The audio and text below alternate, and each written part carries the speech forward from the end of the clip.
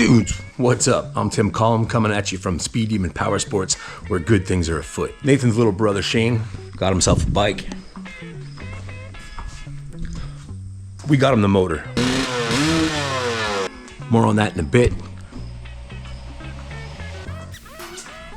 As you can see by that lineup, it's starting to look like a dealership in here. Now we put these bikes together, we've done engine rebuilds, we now do suspension rebuilds. We need a place to test them. So we start building their compound. A little test facility, out of the way where we won't bother anybody and we can make some noise. The part out business is going pretty well. I was putting money aside to buy a lift for the garage, put right here, but something caught my eye and I got a little impulsive. It's a freshie.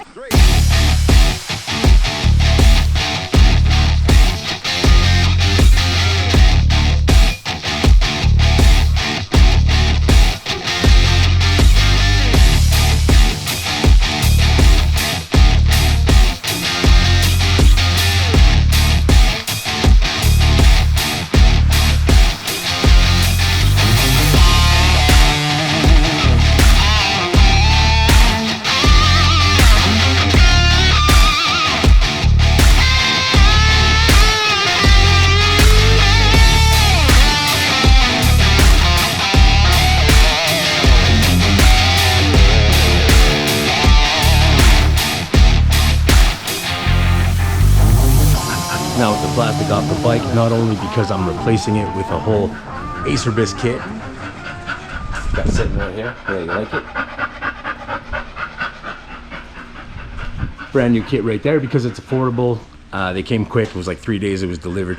And if I put aftermarket plastics on this bike, well then if I ever go to resell it, I still have the OEM.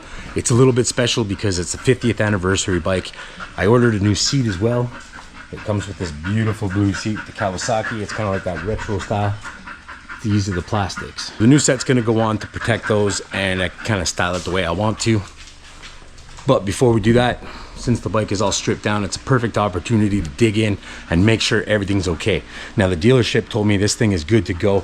Hop on it, ride it, do your first maintenance at like whatever it is, 45 minutes or an hour, change the oil and check everything, make sure it's all okay and good. First thing I noticed, there's no oil and no grease on the filter. Now it says to do it in the manual. And so this bike is not ready to go, which makes me think I'm gonna start checking other things like maybe the axles and whatnot, make sure everything's greased and good to go, check the oils, check the fluids, coolant, all that stuff. Check the torque specs, make sure it's not gonna fall apart on me when I first get out there. Some of the plastic body parts on this bike came off with ease, others were real tight and kind of a pain in the ass, and there was even some that were just finger tight, like just came right off. So I definitely got to check all that. So I'm just going to dig into it. So here's a look at the plastic that's going on versus the ones that I just took off. Now, like I said previously, I want to keep these OEM ones super nice shape, really brand new looking.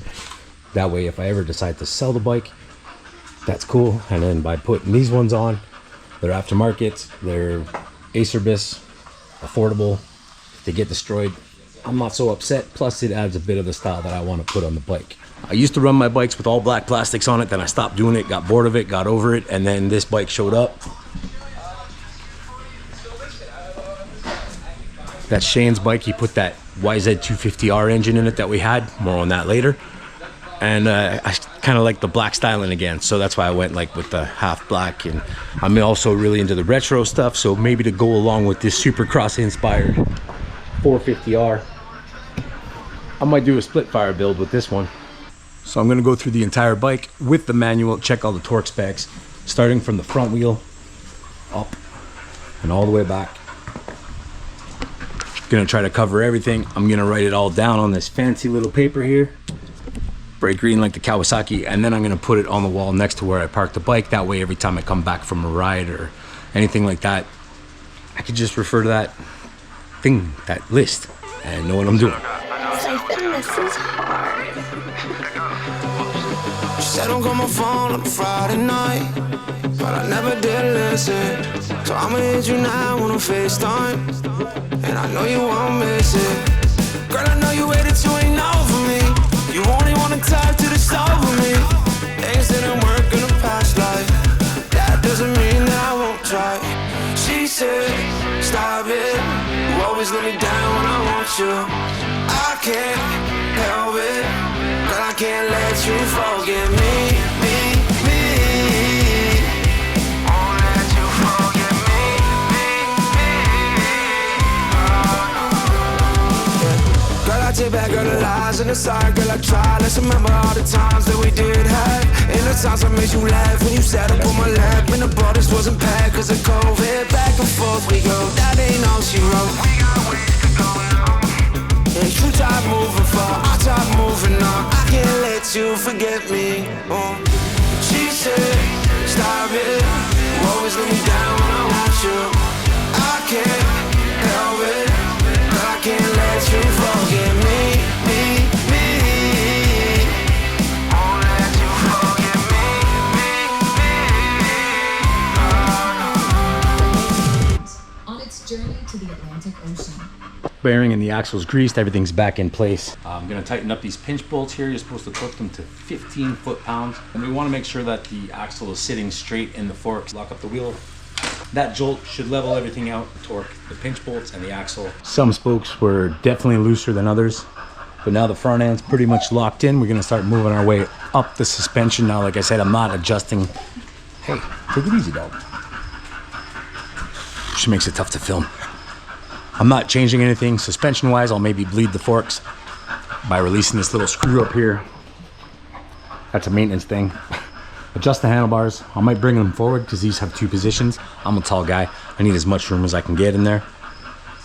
And we just keep going, making sure everything's good. And then we ride it. The top fork tube mount should be at 17 foot-pounds, which is 204 inches. The bottom one is at 14 foot-pounds, which is 184, 168 inch-pounds. Okay, get these top ones, 204. 1 out of 4 was torqued properly. That will turn us down to 168. Do the bottom fork tube. Probably torqued too tight actually, because it instantly clicked. Yep, there too.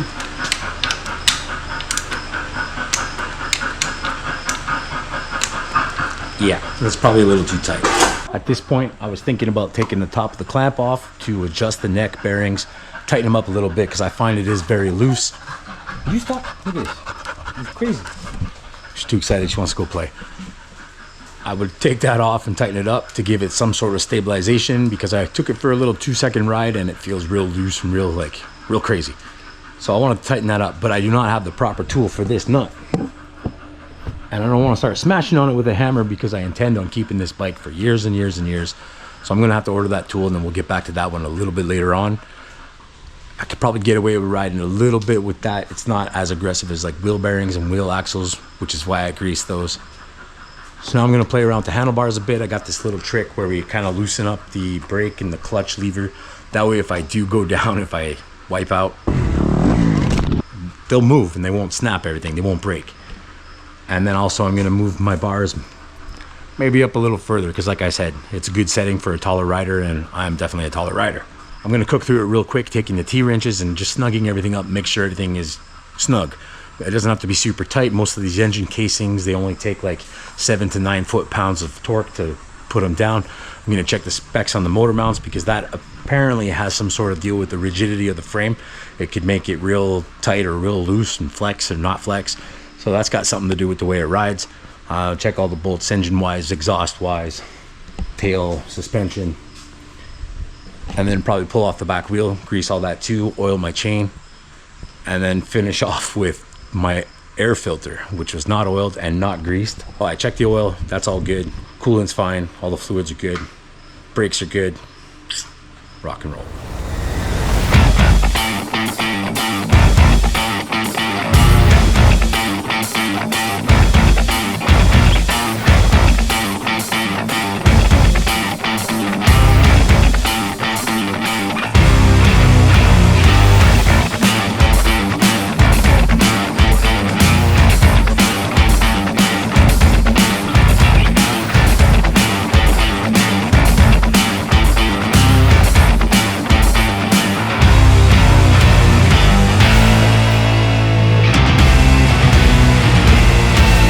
couple days later, but now all I got to do is warm it up and take it out for a ride, start breaking it in. Now, per what the manual says is to ride it for 20 minutes without going over half throttle, bring it back in, let it cool down completely, go back out for another 40 minutes and 3/4 throttle, bring it in, let it cool down completely, and then we are good to go. So let's get started. No pun intended.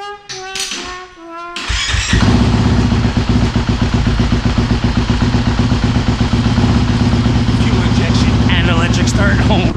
Let's go ride this around for 20 minutes. What time we got?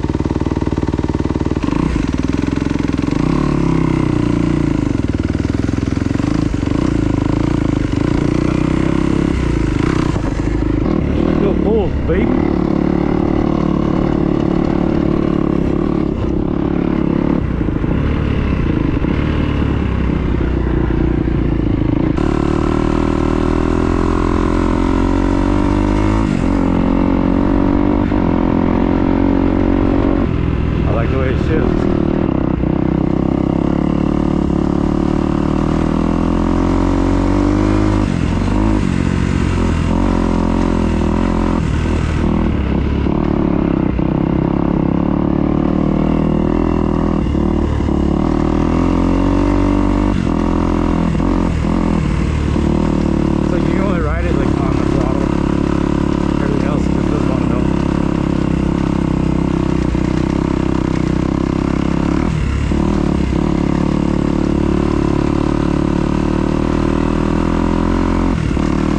Okay, we got like 5 minutes left.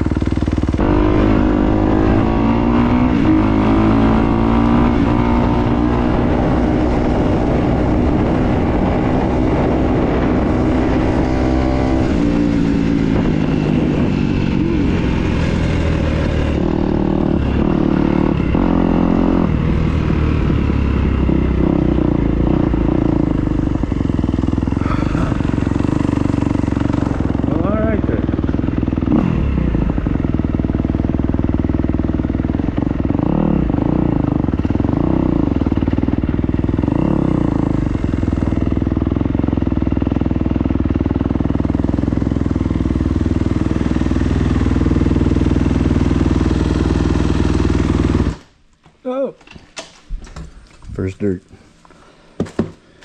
Thanks, baby. Day 2, part 2. Gonna do the last break-in session. Then we can really ride it. I gotta ride it for like 40 minutes, so let's go.